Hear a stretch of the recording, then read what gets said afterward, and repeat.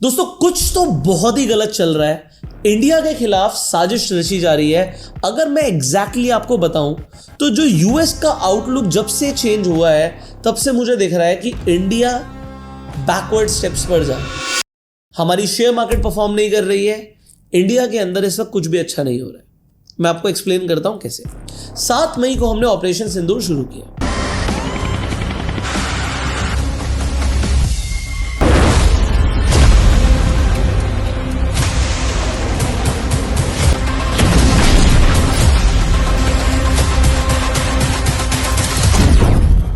पाकिस्तान के ऊपर हमने पूरी ताकत से अटैक किया, बट उस ऑपरेशन सिंदूर को पॉज करना पड़ा। नहीं कहा कि यह तो भी पास है, पास। अभी ऑपरेशन सिंदूर को स्थगित किया है और आगे भी कोई वारदात होगी।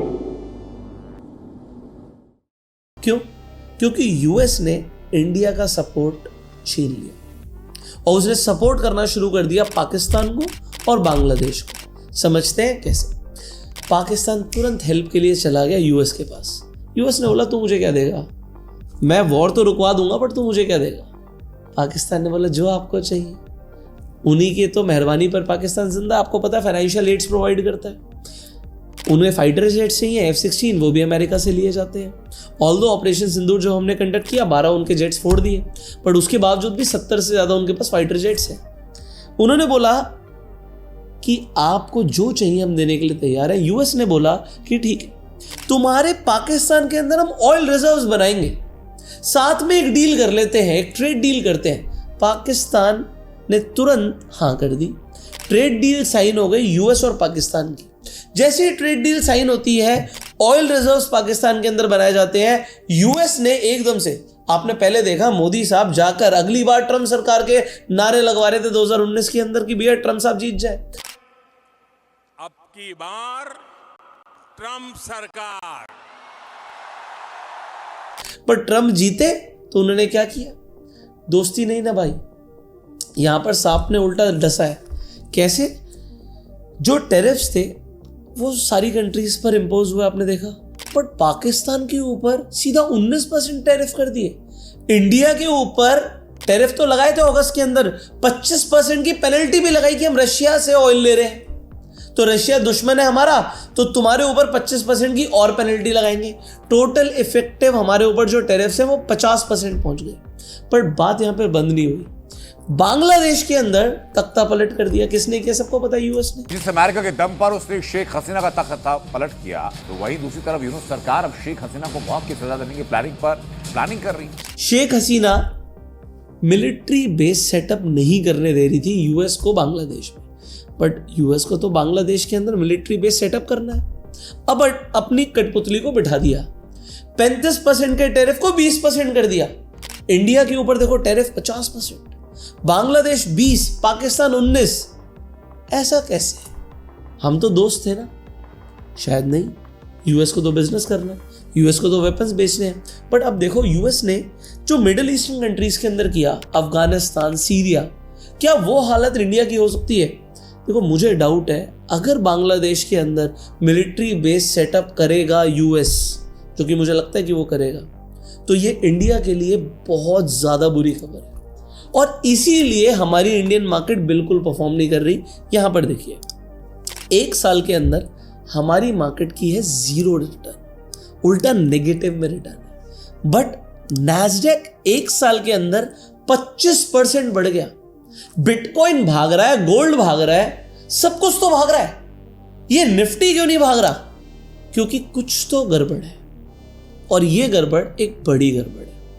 अगर बांग्लादेश के अंदर मिलिट्री बेस बनता है, एक तो चाइना के ऊपर कंट्रोल आ जाएगा, बिल्कुल स्ट्रैटेजिकली चाइना और इंडिया के बीच में जाके यूएस बैठ जाएगा।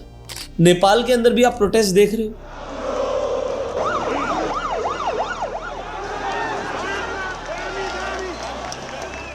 क्या इसमें अगेन आपको लगता है कि यूएस का कहीं ना कहीं हाथ है? अगर लगता है तो आप कमेंट्स में अपनी राय बता सकते हो। बट देखो यूएस कंट्रीज को बर्बाद कर देता है। उसने साउथ अमेरिकन कंट्रीज को भी बर्बाद किया, मिडिल ईस्टर्न कंट्रीज को भी बर्बाद किया। और अगर अब यहां पर इंडिया के साथ यूएस ने ऐसा करना शुरू कर दिया, कैसा? टैरिफ लगाए। टैरिफ के बाद माना थोड़ी, फार्मा के ऊपर टैरिफ, और अभी रिसेंटली H1B वीजा। भैया $1 लाख एक्स्ट्रा देने पड़ेंगे एक एम्प्लॉयर को अगर वो किसी भी देश ऐसा बोल रहे हैं इंडिया से किसी को आप बुला रहे हैं यूएस के अंदर नौकरी देने के लिए, तो आप सैलरी तो देंगे, बट $1 लाख लगभग 90 लाख रुपया हर साल आप गवर्नमेंट को पे करोगे कि आपने इंडिया से किसी को बुलाया। इंडिया मतलब वो बाहर से बात कर रहे हैं, बट 71% जो H1B वीजा है वो इंडियंस को ही इश्यू करे गए हैं। तो एक कैटेगरी ऑफ वीजा जो आप देख रहे हो उसमें 70% डोमिनेंस इंडिया का है। सबसे बड़ी चोट किसे लगेगी? हमारे आईटी सेक्टर को, और हमारे आईटी सेक्टर को चोट लगनी शुरू हो गई है। कई सारे ऐसे लोग हैं जो अभी भी H1B वीजा के ऊपर इंडिया से जाकर यूएस के अंदर नौकरी कर रहे हैं। अब वो बेचारे अगर इंडिया वापस आए तो वापस नहीं जा पाएंगे क्योंकि कंपनीज उन्हें नहीं बुलाएंगी।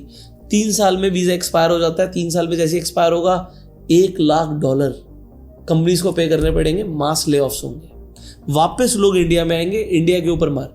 ऑल्दो जर्मनी ने बोल दिया कि भैया हम एक्सेप्ट कर लेंगे, बट क्या इतना आसान होता है? कोई आदमी यूएस के अंदर सेटल्ड है, वो एकदम से सब कुछ छोड़ के जर्मनी चला जाएगा? ये क्या कर रहा है यूएस? ये साजिश नहीं है तो और क्या है? देखिए, जो ये ऑपरेशन सिंदूर को पॉज किया गया, कहीं ना कहीं इंडिया को एक शॉक लगा, अरे ये तो मेरे साथ खड़ा था, अभी मेरे अगेंस्ट में है। तो यहां पर इंडिया को सोचने समझने का मौका चाहिए। बट जो ब्रिक्स के साथ अब इंडिया आगे बढ़ रहा है, देखिए यूएस ने ये आउटलुक इंडिया के लिए क्यों अपनाया? मुझे ऐसा लगता है कि जैसे ही इंडिया ने अनाउंस, मतलब इंडिया का सबके सामने आया कि इंडिया 4th लार्जेस्ट इकोनॉमी बन गया है, ये यूएस को बर्दाश्त नहीं हुआ। वो 3 इडियट्स का डायलॉग है ना कि दोस्त फेल हो जाए तो बुरा लगता है, बट दोस्त स्टॉप कर दे, दोस्त आगे बढ़े तो और बुरा लगता है। ह्यूमन बिहेवियर के बारे में उस दिन हमने कुछ जाना। दोस्त फेल हो जाए तो दुख होता है, लेकिन दोस्त फर्स्ट आ जाए तो ज्यादा दुख होता है। अब यहां पर इंडिया आगे बढ़ रहा है, और इंडिया ब्रिक्स नेशंस, जब हम बात करते हैं ब्रिक्स की, तो चाइना, इंडिया, रशिया, ये साथ में मिलकर एक सुपर पावर ना बन जाए, डॉलर की जगह ऑल्टरनेट करेंसी ना निकाल दे, ये यूएस को एक बहुत बड़ा खतरा है। और मुझे लगता है कि भैया देखो, चेंज ऑफ वर्ल्ड ऑर्डर तो होगा। जो ये चेंज ऑफ वर्ल्ड ऑर्डर होगा, इसका इफेक्ट हमारी मार्केट पर क्या पड़ेगा, ये अब देखने वाली बात है। बट अभी के लिए आपको कॉशियस रहने की जरूरत है। और अगर ये न्यूज़ सामने आती है कि बांग्लादेश के अंदर यूएस अपना मिलिट्री बेस बना रहा है, तो ये बहुत बुरी खबर होगी। बट आपको मैं बता दूं, यूएस की हालत अच्छी नहीं है। अभी रिसेंटली मैंने यूएस विजिट किया, और जो इंडिया के अंदर लोगों को लगता है ना यूएस ऐसा होगा, यूएस में ये होगा, अरे यूएस के अंदर गवर्नमेंट शटडाउन हो गया। गवर्नमेंट शटडाउन, सिर्फ एयरपोर्ट के अंदर इमिग्रेशन ऑफिसर्स थे जो सरकारी नौकर जो वहां पर काम कर रहे हैं, उसके अलावा लोग जॉब पर नहीं जा रहे। आप देखिए, गवर्नमेंट शटडाउन होना कोई मजाक नहीं है, बट बहुत कुछ ऐसा हो रहा है जो किसी ने नहीं सोचा था। बट मैं आपको बता रहा हूं, यूएस के ऊपर कर्जा हमने बात करी थी $37 ट्रिलियन का है, बट वो अगेन आपकी जेब से पैसा काटकर अपना कर्जा भरने की सोच रहे हैं। कैसे, इसके ऊपर हम डिटेल में बात करेंगे अगली वीडियो में। इस वीडियो को आप शेयर जरूर कीजिएगा, क्योंकि जो ये चेंज ऑफ वर्ल्ड ऑर्डर हो रहा है, इसके बारे में लोगों को पता होना जरूरी है। और जो यूएस ने इंडिया को धोखा दिया, ये बिल्कुल भी सही नहीं किया। आपके क्या विचार हैं, आप कमेंट्स में जरूर बताइएगा। और अगर आपको वीडियो जल्दी चाहिए नेक्स्ट, तो कमेंट में वीडियो लिखिएगा, सब्सक्राइब जरूर कीजिएगा, बेल आइकन पर क्लिक करिएगा, जिससे हम इसी तरीके की पावरफुल वीडियोस आपके लिए बनाते रहेंगे। मिलते हैं आपसे अगली वीडियो में, तब तक के लिए you go self made, enjoy.